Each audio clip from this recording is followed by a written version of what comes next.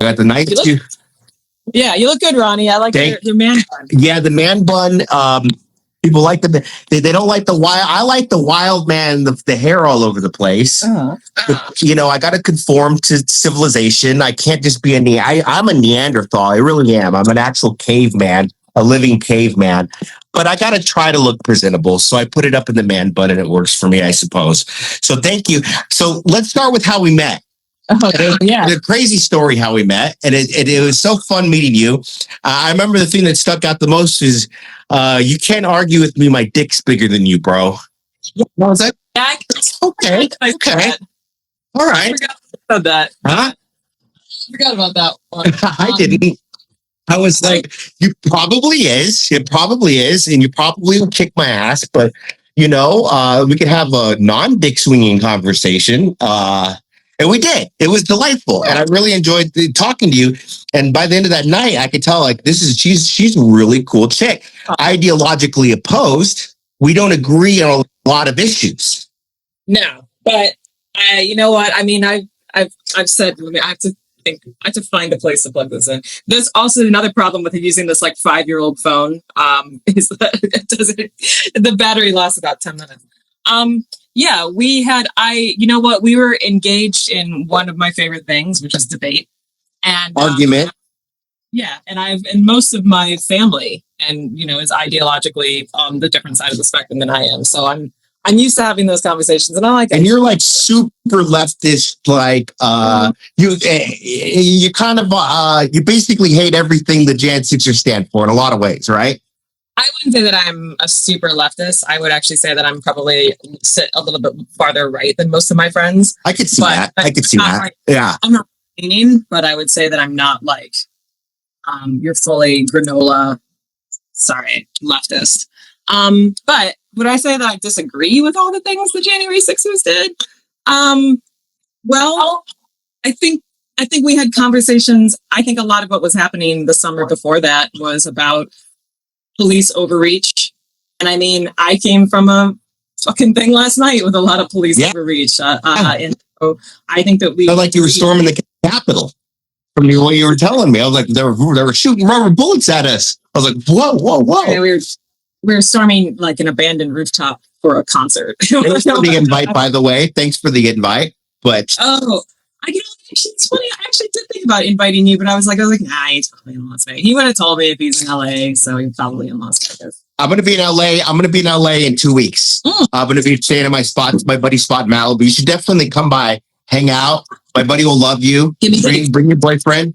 Yeah, give me dates. I will. We might. Yeah, we're back and forth. We've actually been talking about going to Vegas, so we got to come on by anytime. Come on by. I have. I'm right next to the Strip. I go to the Bellagio. I walk to the Bellagio to get my Starbucks in the morning, and it's super close, and it's quite lovely. Yeah. Circus are nothing for me. So what's that? It's circus. Oh no! It's so funny. I don't see you as a circus woman. I love really? Yeah, there's a lot of candy in there. Well, it's interesting. I think that's the most murders are in circus and down the Strip. That tracks. But they have one of the best steakhouses on the Strip. Oh, do you think that? Yeah, they have one of the most best steakhouses. This is this old school, they do this 180-day aged Wagyu steak. And wait a minute, that's in circus. What's that?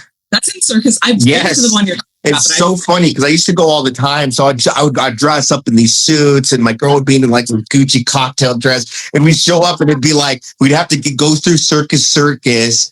And wade through the guy, the family from Ohio with his fat kids, and we'd be oh God, it's so weird having to walk through the circus to go one of the nicest steakhouses on the Strip. I took a photo in circus. I swear to God. So basically I photograph people, and I photograph people doing things that they are passionate about or love or interested in or whatever. That's what I do. That's how I started photographing people. That's what I do now. And I photographed this family, and they were having the time of their fucking lives at circus. And the mom was wearing, I shit you not, a t-shirt that she had got her 4 kids around her, and the t-shirt said "fuck that." It's so funny. It's so funny. I love. That's what I love about Vegas is Like I was like walking through the Bellagio and there's like this like wall. It's like this like beautiful like Paleolithic stone wall. It's got to have costed me millions of dollars to put this stone wall. And then you just have like a trashy hooker walking next to it and like, you know, like a family from the Midwest. Like, would you look at that? Would you look at that, son? Yeah. And it's just like there's like a Andy Warhol painting and like billions of dollars in artwork. And it's just the weirdest juxtaposition of things. This is what I love about Vegas. One of the things I love about it. It's so fascinating. The friend that I was working with in Vegas, like he did like a long-term documentary project where he was photographing, you know, those guys that like come by with the giant like signs that are like, you're like sinners are whores and God is those are my people. Those are my people. He followed them around for like a couple of years, and the last time I was there we did some filming with them, and I just like fucking love them. They're they're awesome. I love that they have so much passion. They're totally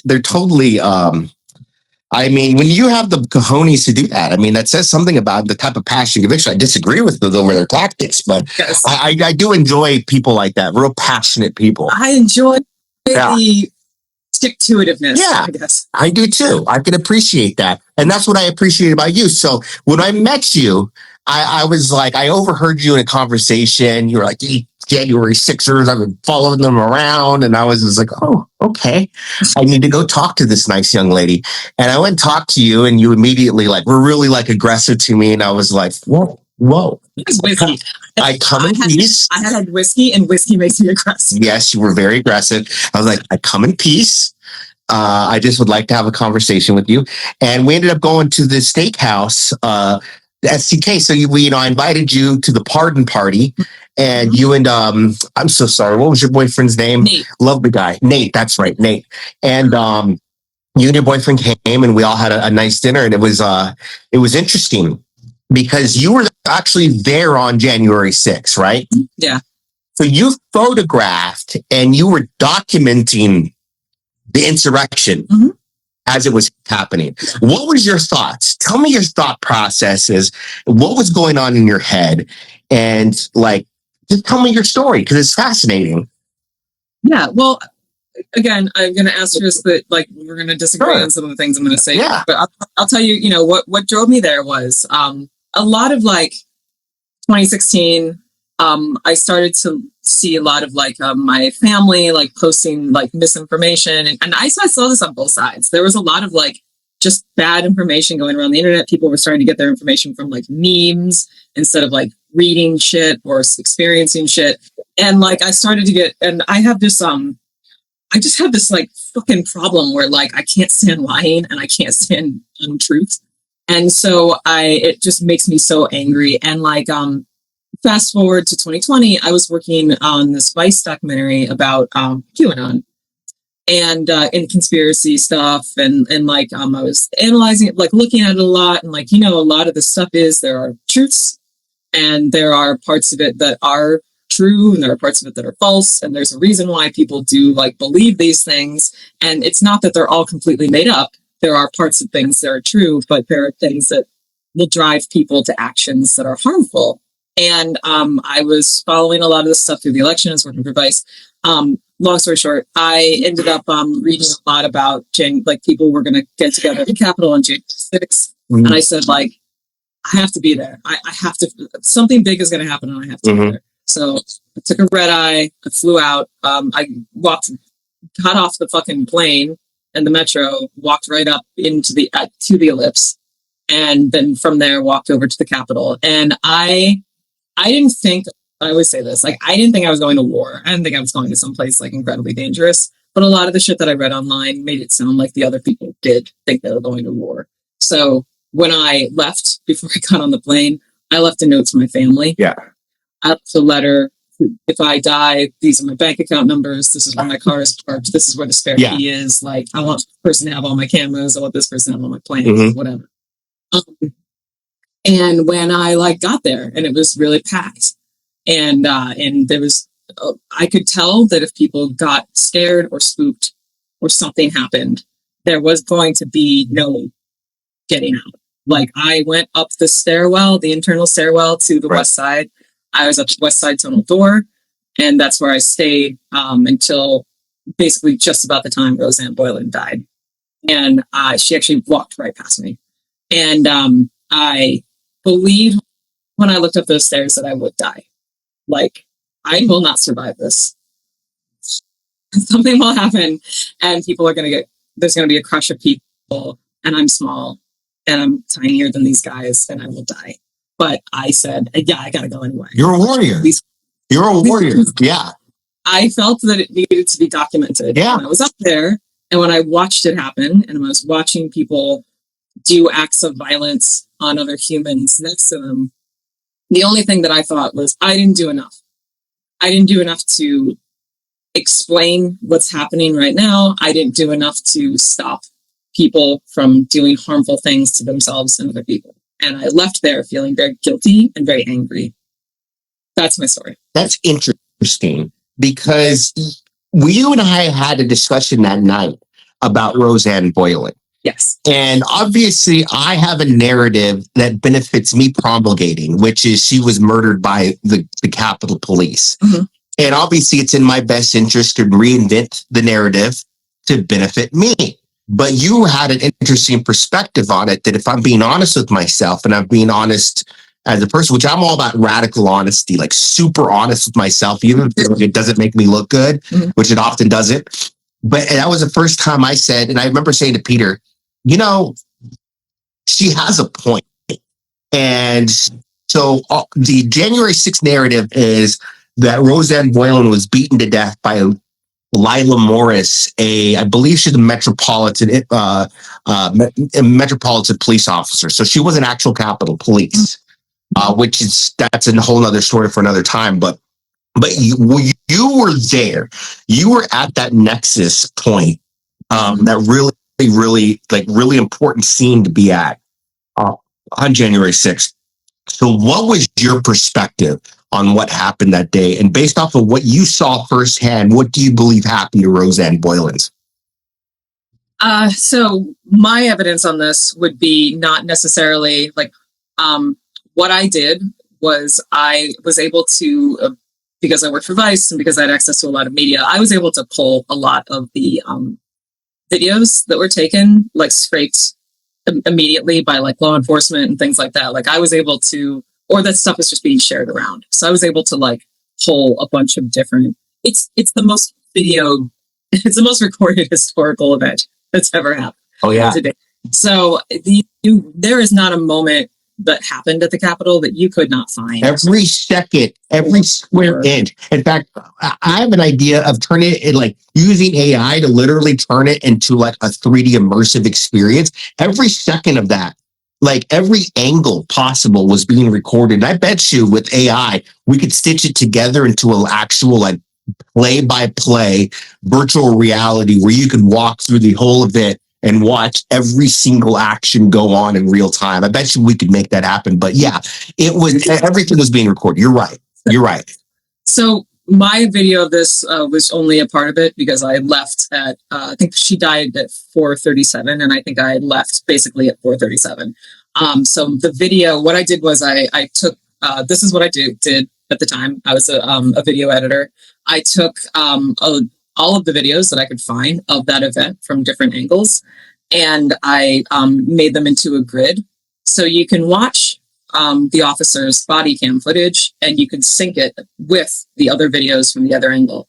Watching her body cam footage, it does very much appear that her baton is coming down and striking exactly where Roseanne Boylan was. However, if you look at exactly the same instant from another angle, you can see that those steps are immediately a step down, and she is not swinging and making contact with Roseanne Boylan. She's swinging and making contact to the people who are reaching for her and trying to get her. So, understandably, if you watch one thing, you see what you want. If you watch something else, you see something very different. And that is something that I'm not pointing blame at. I think it's a panicky situation for a cop. I think it's a panicky situation for people that were there. Or that narrative that officer was responsible for her death, not exactly, not from what I'm saying. it's interesting, and we're gonna have to come back. This is gonna be. I'm gonna have you on many times, and I hope we do this more because I want to have like the key players like Peter Steger, John Mellis, David Dempsey, Jake Lang, like some of the key players that were pivotal in that moment. To kind of, if we could all have a round table. I wasn't there. I was in a different part of the Capitol. Yeah, you were in a different part of the Capitol. I would posit that the things you did were. I haven't. Maybe you and I need to talk more in depth about what it is that you did in there. But I don't see the things that you did as being. This is why I'm an advocate more for you.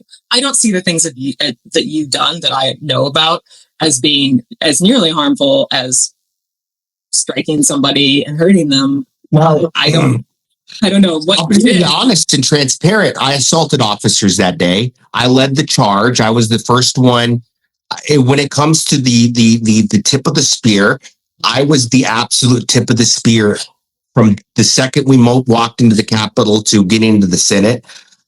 So I was a very violent person that day.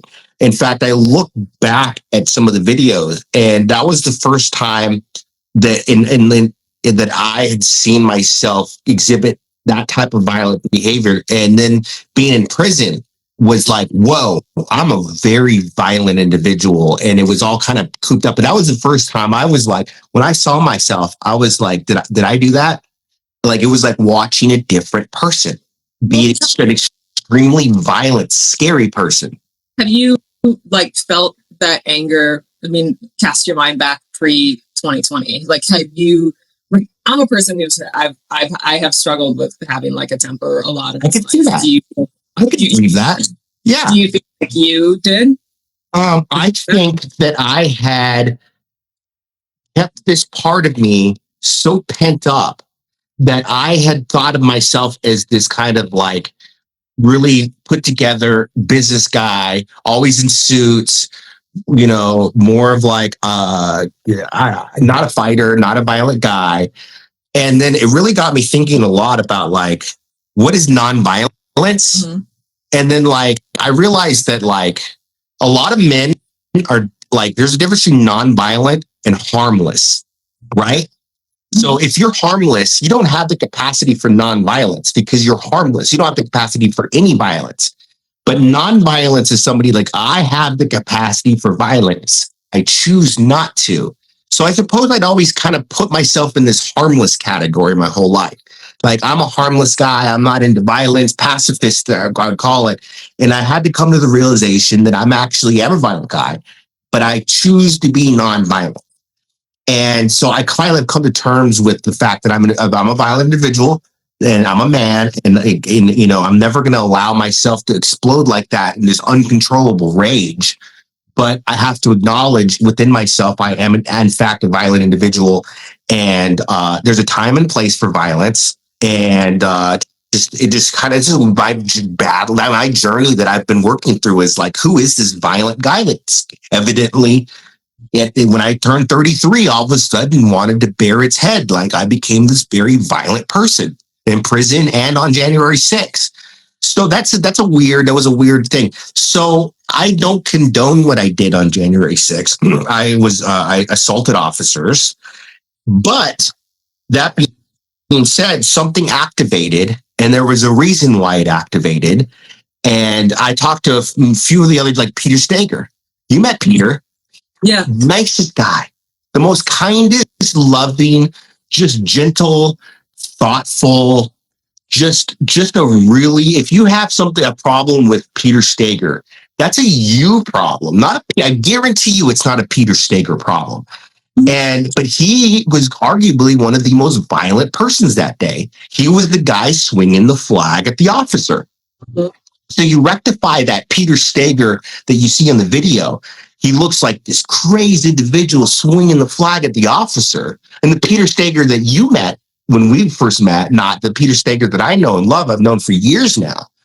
Those are the same person. Mm-hmm. Peter Steger is not a harmless man. He is a nonviolent man. And so those were things that like Peter and I like talked about quite frequently. And so, no, I did some violence and I did some things that I'm not even ashamed of, but just things that I'm just like, oh, I did do that. I did act in a capacity of violence. And so I look at all the other Jan 6ers and some of them like they were violent. And it's weird to rectify these two different people, the people you see in the video and the people that I was in prison with. Like, I can't believe you were that person that I couldn't believe I was that person either. So you exhibited your own warrior energy when you were like, I'm probably going to die, but I'm just going to go up because you're a warrior and just something activated in you. And it's like, that's not a normal response. You understand, like, Carrie, that's not a be like, I'm probably going to die, but I'm going to move forward. Did you think you would die before you I thought I was going to die. Yeah, see, there's something is activated in our brain. Like for me, it's sheer stupidity. Like I don't know. Like I was like, I'm gonna die. Yeah. Oh yeah. And for I remember telling. Yeah. You could have been like, I'm gonna die. Oh, I thought for certain I was gonna die.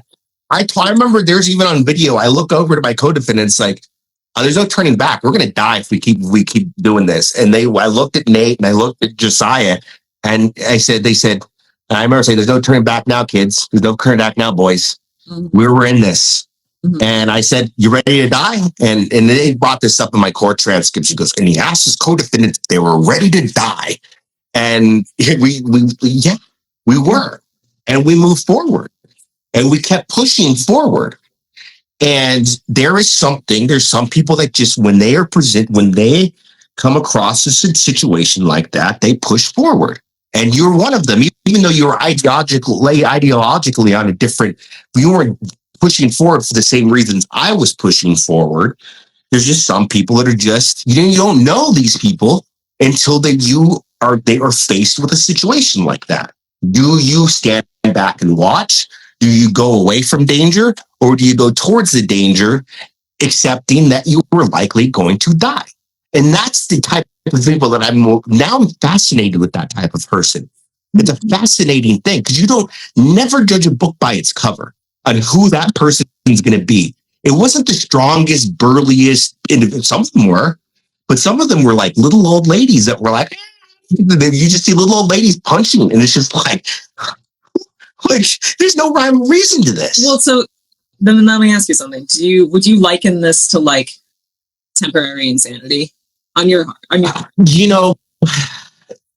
there's a book that I read, two books that I think were really relevant. I actually sent those two books to Alexandra Pelosi, the one she did the Insurrectionist Door documentary. Yeah, and one of them is The Crowd by Gustave Le Bon. And it was written like right after the French Revolution. So it's an old book, like what, 18th century, And his thing was the case study on the storming of the Bastion. Fascinating. One of my favorite periods of history. Right before Napoleon, when they here was these people, and it's interesting because it was the noblemen, the noble class that started the revolution, and it was against their own best interest to do it. And in fact, a lot of the very people that started the revolution were killed almost immediately. And so the very people that it was not in their best interest to do it, it was the noble class, the people that had the most to lose, that were the ones that started, storming the Bastion and the whole Marie Antoinette situation. So if it goes back to the temporary insanity, there's definitely, I don't know if I would call it insanity, is more of just like, there is an energy that was so, I think Gustave Le Bon called it like a tidal wave of energy where it's almost impossible to not get caught up in it, because the power of the energy and the power of the crowd is so strong and so pervasive that it's like you basically have to hang on to something not to get swept up in it. And I definitely got swept up in it. That is definitely a perfect way to describe like the energy, like outside. Like I felt, and I wrote this, like I felt like it was a sea of gas-soaked rags. It was going to take a spark to start something. And like everybody was there. The anticipation was wild. Like they wanted to act. And when the energy built and they started going forward, that grabbed everybody. That was like it washed over everyone. And they like, that energy caught everybody up and started pushing them forward. Mm-hmm. Like I read something really interesting about, or I heard an interesting interview with Roseanne Boylan's family. Roseanne Boylan was a cancer survivor. She had been in recovery for drug addiction for a few years. She had felt kind of like a fuck up for a lot of her life. She lived at home. I believe she lived at home. I don't think she was working. She took care of her siblings, kids, and she seemed like an all-around decent person who was trying to get her life together, but just had felt like she had a life of fuck-uppery to that point. And one of the last texts she ever sent her family was that she was going to go to the Capitol and defend America, and it's essentially that it was going to be the only important thing that she, was going to accomplish. She was finally going to do something that was important and that mattered. And that's always stuck with me, that you're talking about a person who had like kind of a, shit deal in life. And she had the family was great. She had just had a lot of bad circumstances, and it gave her meaning, this like idea of going forward and doing this fight that she thought she could help win. And that's always stuck with me, that caught her too, that excitement of like, I'm gonna go do this very meaningful act and like help my fellow countrymen. Like, I believe that she did that. I believe that that's what took her forward. I also believe that she was in pretty not great health. Yeah. And I was struggling up there in the fray. And I can't imagine a person who was overweight and maybe on a little bit too much Adderall and very excited about the day, and who the hell else knows, like the pepper spray that they made hard. I believe that she passed out. She fell under the crowd, and what happened to her was what I was afraid of, which is you get under the crowd and you never be able to get out. Right. And that's what I know, like Peter Stager, and I watched his actions on that day before he did that infamous violent act, and everything he was doing was trying to save people's lives. He was pulling people out from under, pulling them out, dragging them. People were doing chest compressions on other people. And so there was definitely this like element of, a lot of the people that got caught up in it were like at first trying to be helpful. And then when they realized that they were being attacked, and you can hear on the videos them saying, stop spraying us, stop littering us with rubber bullets, stop throwing concussion grenades into the crowd. People are dying over here. Ronald, what are you doing? Ronald, you're messing up the timeline. Sure, yeah. Enlighten me. What I watched, people were aggressing towards the police. I mean, look, people want to talk all kinds of stuff about looking at that female officer's body cam footage. Look at it before those periods. We know that they've already grabbed Officer. Why can't I think of his name off the top of my head?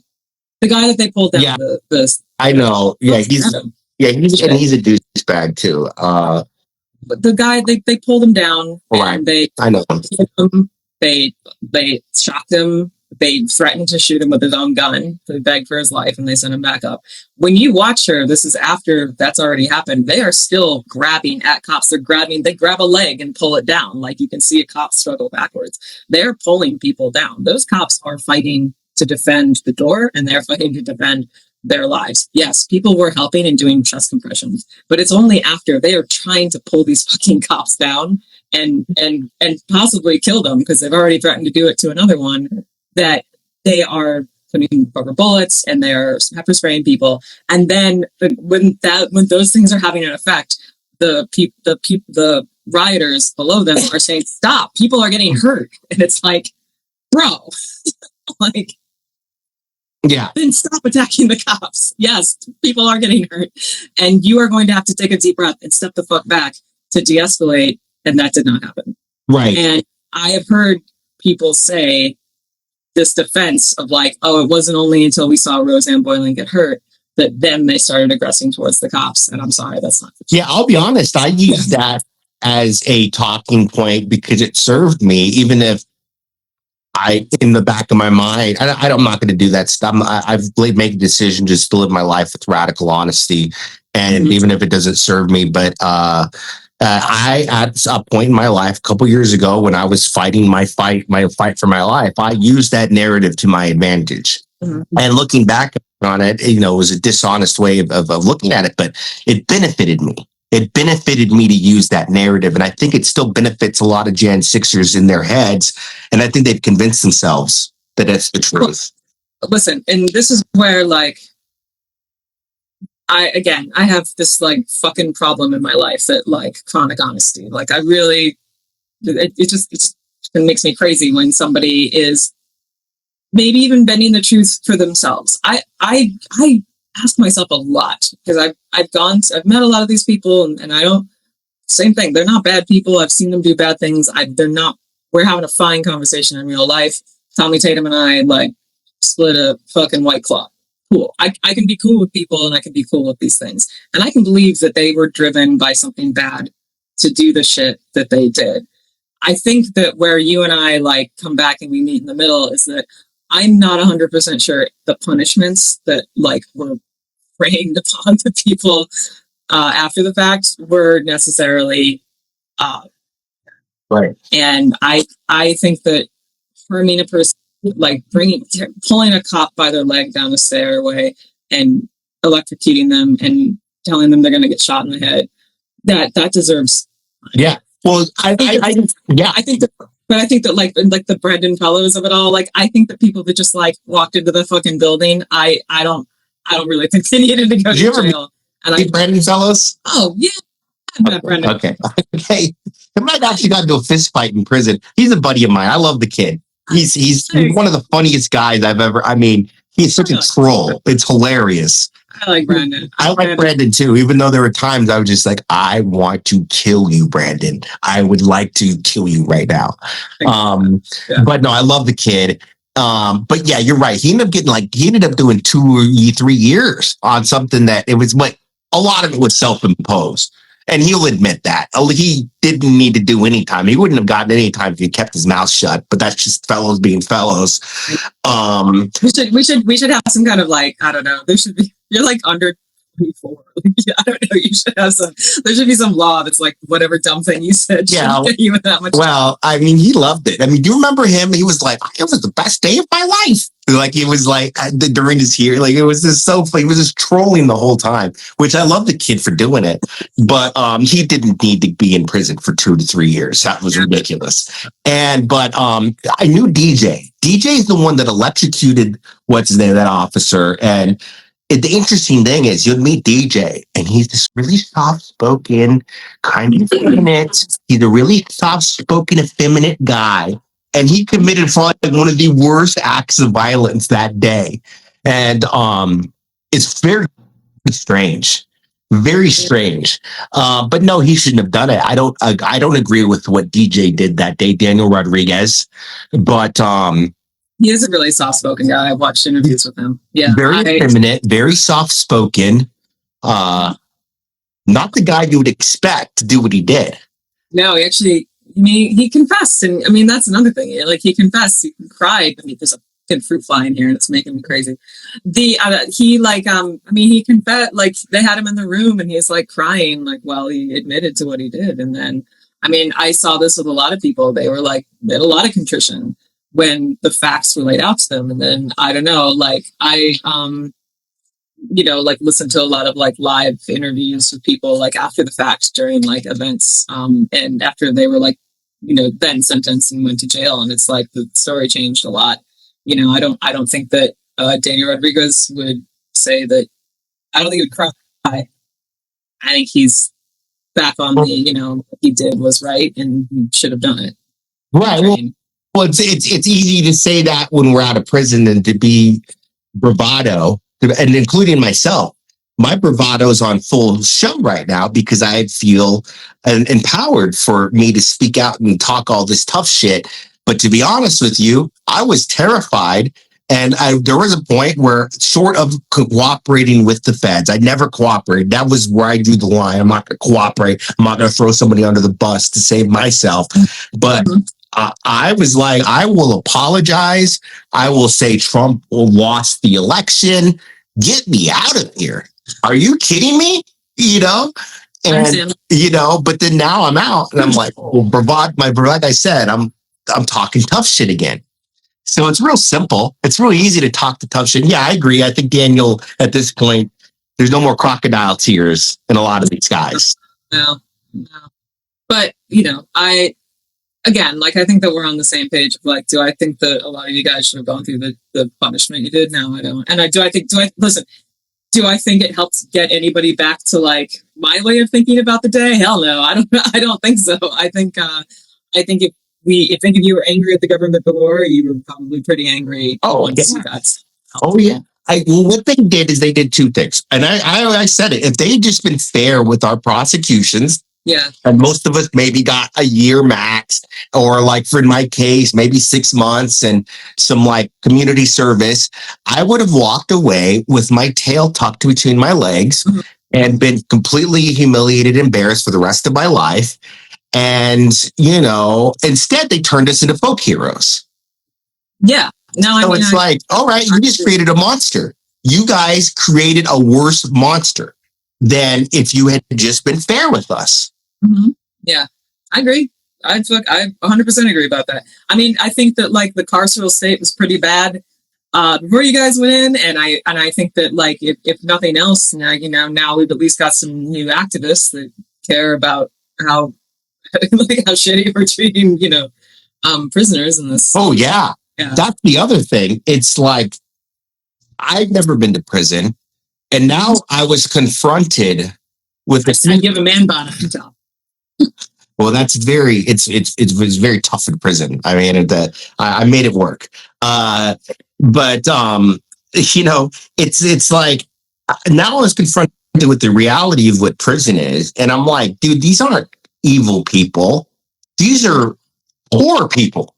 These are people that are poor. Yes. And it was like, what the fuck? Yes. Like I wrote like David Dempsey was one of the people I would say like if I had anger in my life about January 6th, and I'll tell you, like, I think I would just like go really nuclear in my apartment if like noise from outside got in here. Like I had a neighbor that was like thumping music a lot at that time, and I fucking went nuclear on that shit. I went nuclear on some guy on a plane that kept adjusting his seat. I punched a seat and they walked over and they literally did one of those, like, do we need to turn the plane around? Like, I was fucking mad.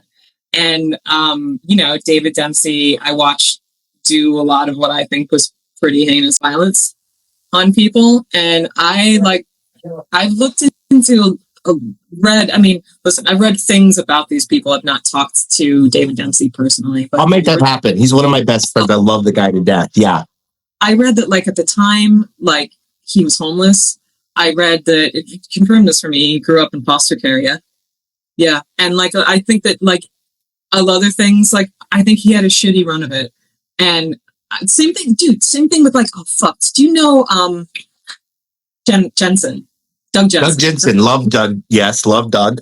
Met his wife. I think that guy got a really raw fucking deal in his life. And I think that, like, man, oh man, this is a lot of, like, selfishly, like, what I want to write about is, like, how, dude, we won't be mad at people that went to that Capitol. We in this country made those people that went to the Capitol.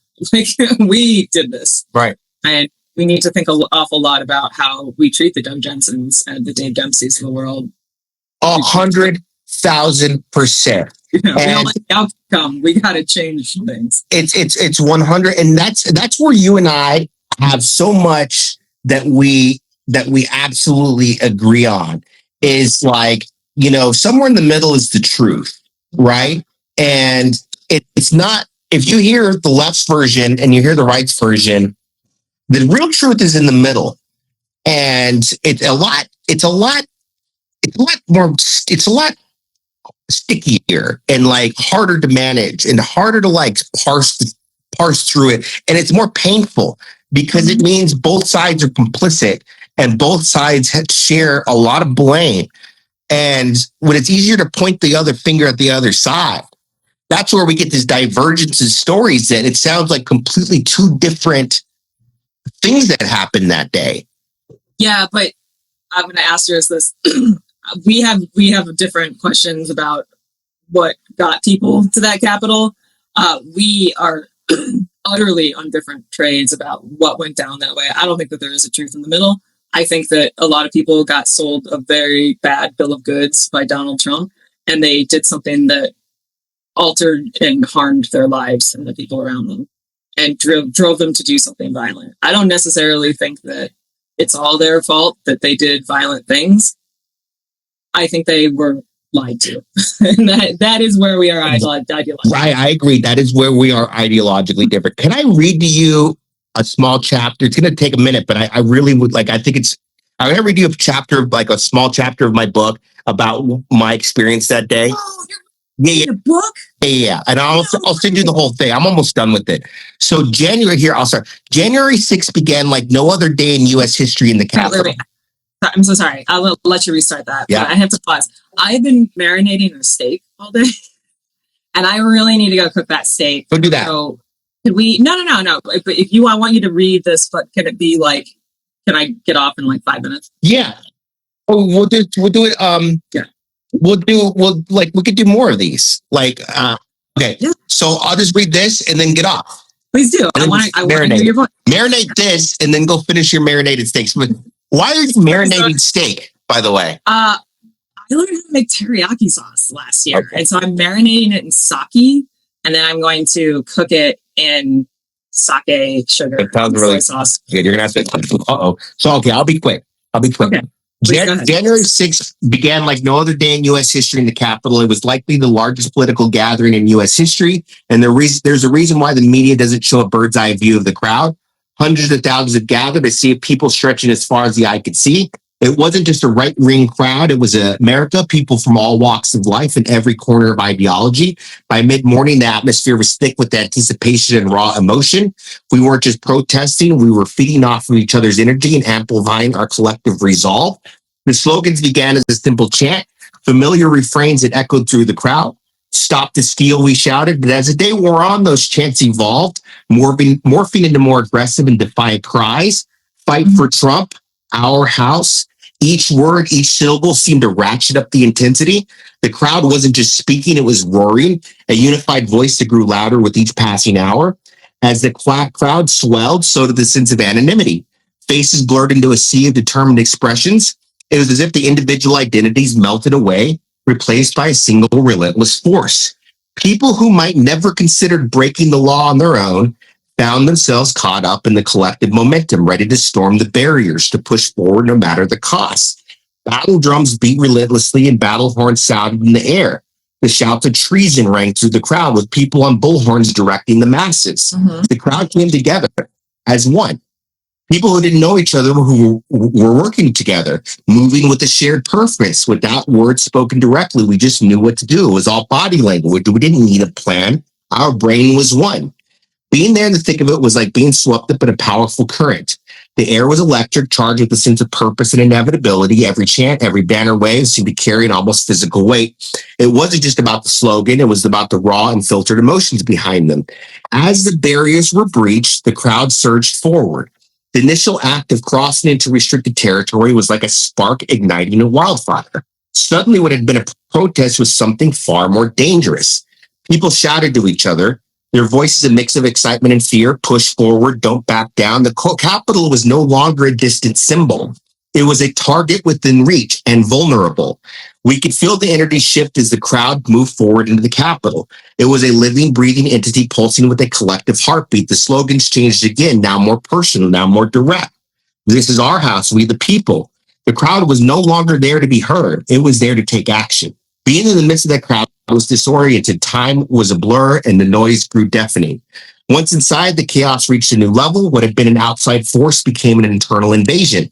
Hallways filled with people, their shouts echoing off marble walls. The sense of anonymity was complete. People had never met before moved as one. The scene inside was surreal. Statues and paintings that had stood for centuries became silent witnesses of the turmoil. Offices were ransacked, papers scattered, symbols of governance and order trampled underfoot. It was a visceral reminder of the power of the mob and how quickly order can dissolve into chaos when the right conditions were met. But this wasn't a one-sided affair. The police were there too, and they were also swept up in the chaos. It wasn't about maintaining order. It was about regaining control in an uncontrollable situation. And as the crowd pushed forward, the police responded with escalating force. Tear gas filled the air, batons swung, rubber bullets flew, fire alarms screamed, concussion grenades exploded. And it was Americans fighting Americans, something straight out of history, a clash of ideologies and will, reminiscent of ancient battles fought for power and justice. The police, far from being an efficient machine, devolved into the chaos. They became just as much victims of the crowd as the protesters. Their actions, fueled by orders to maintain control, often crossed the line into excessive force. They were attacked and then attacked. They beat and were beaten. It was a horrific dance of violence, a tragic interplay where Americans clashed with Americans, each side convinced of their righteousness. There were moments of shock and brutalities. Officers looked protesters in the eyes and meted out harsh justice, swinging their batons with ferocity. Tear canisters exploded, causing choking and blinding to those caught in the path. Concussion grenades sent shockwaves to the crowd. In the midst of the chaos, grandmothers found themselves caught in the fray, covered in less than lethal chemical agents. They shrieked in pain. Their cries echoed through the marble halls. Blood streamed down their faces, mingled with tears. This is what that they had signed up for. They came to make their voices heard, not be the victims of violence. The Capitol Police, meant to serve and protect, found themselves overwhelmed and outnumbered. Their attempts to restore order only added fuel to the fire, turning what might have been a controlled response into a full-scale conflict. They were not just enforcing the law, they were fighting to maintain their own authority, and doing so, they became part of the very chaos that they sought to quell. The police, once seen as protectors, were now perceived as enforcers of a corrupt system, willing to inflict pain on fellow citizens to uphold the status quo that many people had believed failed them. And so as the sun set, January 6th, the Capitol halls and stairways bore the scars of the day's battle. Blood, broken glass, and remnants of tear gas canisters littered the ground. Testament to the fierce and desperate struggle that had taken place. The Capitol Police had come to maintain order, left as weary soldiers, their sense of duty intertwining with the day's haunting memories. In the end, the police response on January 6th was the microcosm of the broader societal rifts tearing at the fabric of America. It was a day that would be remembered not just for the violence and chaos, but for the stark revelation of the deep divisions and the raw, unfiltered emotions that lay beneath the surface of a nation in turmoil. Yeah. What you think? That's great. Accurate.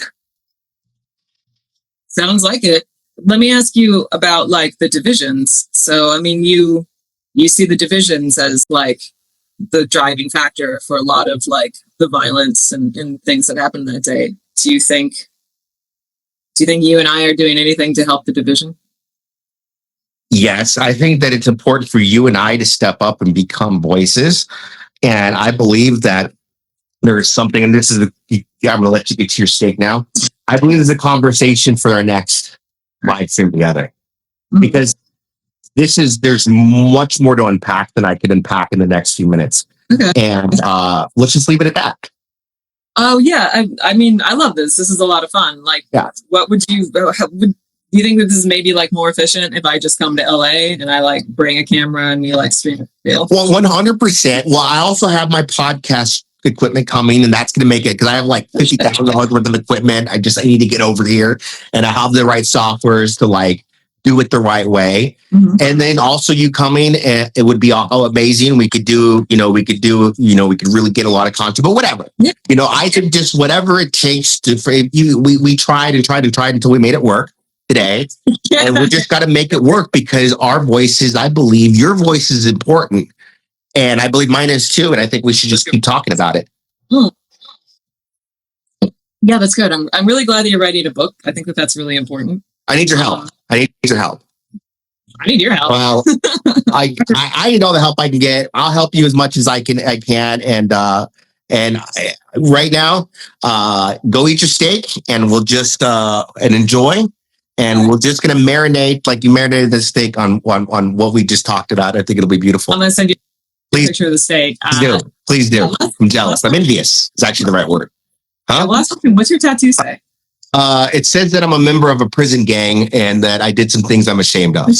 What the hell? Yeah. Okay. I'll talk to you later. All right. I'll talk to you later. All right.